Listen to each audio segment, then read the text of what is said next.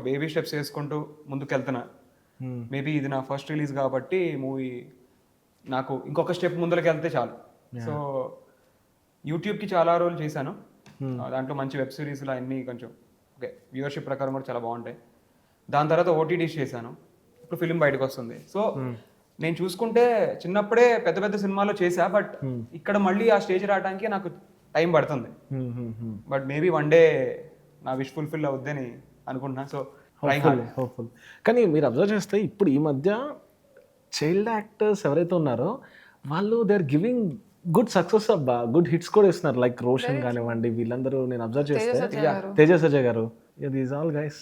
అంటే మేబీ ఒక 10-15 years back అలా చైల్డ్ ఆర్టిస్టులు బిగ్ సక్సెస్ అయిన వాళ్ళు నేను అప్పట్లో తక్కువ ఉండేవాడు. అంటే ఎందుకో మరి వన్ థింగ్ ఇస్ కొంతమంది ఎడ్యుకేషన్ సైడ్ వెళ్ళిపోయారు చాలా మంది. మేబీ సినిమాలు అంటే ఒక పర్సెప్షన్ ఉండేది కదా అప్పట్లో, చదువుకున్న వాళ్ళు వస్తారేమో అని ఏదో ఉండేది. సో దానివల్ల చాలా మంది, నాకు తెలిసిన చాలా మంది చైల్డ్ యాక్టర్స్ నాతో పాటు చేసిన వాళ్ళు ఇప్పుడు లేరు.